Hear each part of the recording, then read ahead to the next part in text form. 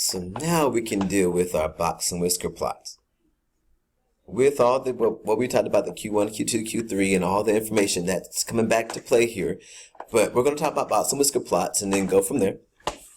And box and whisker plots are used to summarize data and to illustrate the variety of the data. Like, how is the data changing? How is it different in this area compared to this area? And it will show that. So again, it summarizes data and it illustrates. So here, whenever you see box and whisker plots, we're going to summarize and illustrate. Okay. Now, this part you can write down if you want to. I'd rather you do. But when we do our box and whisker plot, it's going to graphically display the median, the quartiles, the interquartile range, and the extreme values in a set of data.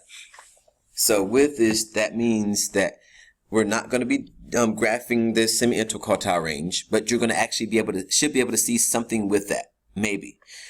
But we're not going to deal with that, so we're going to just deal with these pieces here. So we're going to always need the median, we're going to always need the quartiles, we're going to always need the interquartile range, and we're going to need the extreme values. Now, extreme values are those pretty much like the smallest number and the largest number in the data set. So whatever the smallest number is, that's an extreme value. Whatever the largest number is, that's an extreme value. So everything else, you should know what they are. Okay, so let's take a look at a couple of more definitions when it comes to a box and whisker plot. So a box and whisker plot consists of a rectangular box with the ends or hinges located on the first and third quartiles. Now here I will tell you, whenever we have vocabulary quiz, the parts that you're going to need to know is the first and third quartiles and the ends. Because the first and third quartiles are the ends of the box. Okay, so that's the hinges. Now the whiskers are the next part, and these are the segments that extend from the ends of the box. We call them the whiskers, those things that come out. So those lines, that's kind of like a whisker on a cat. And if you know, if you cut like the whiskers off a cat, they say that it won't be able to walk and it actually might fall over and everything, so it loses its balance. Equilibrium is gone. I don't know if that's true or not, but they say. But whiskers are important there to come outside the box, off the box. All right. Now, those whiskers are going to stop at the extreme values of the set, unless they're outliers. So again, the extreme values, hopefully I can write something in here. Let me just write it up here. The extreme values are the highest and the lowest numbers.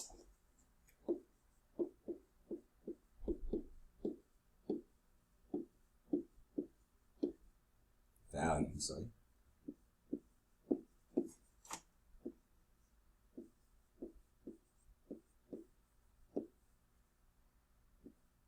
The largest and smallest numbers.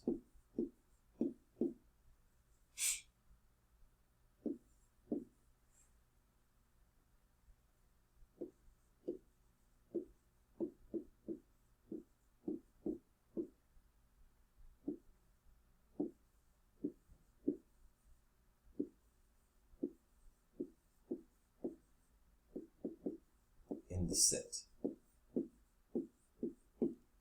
So the numbers are between 0 and 100. 0 be the smallest number, 100 be the largest number. So those will be our extreme values, our biggest values, biggest and smallest values. So those are extreme values.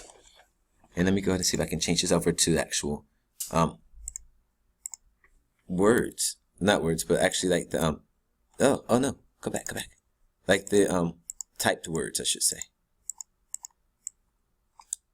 This out, get rid of these two, and here. All right, so that looks better. Extreme values are the largest or smallest numbers in a set.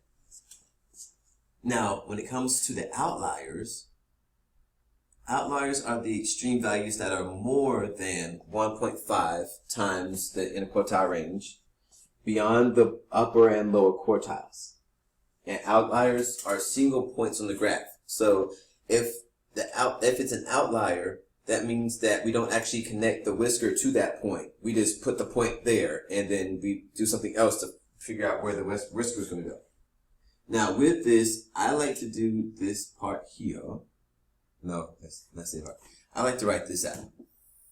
What we're really talking about, and let me just make this right here.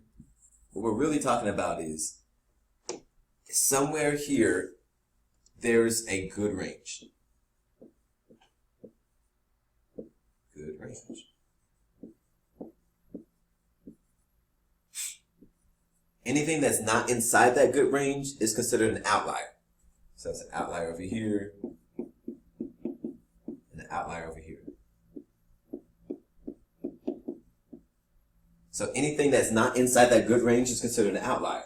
So if the extreme values are there, like the highest number and the lowest number are there in the good range, we're good. We can just have from that box, we can draw lines to or whiskers to those points, and then we're done. But if those extreme values are outside that good range right here, if it's outside that good range, that means we need to find something that's inside the good range that we can actually connect it to. So that's what we're going to talk about.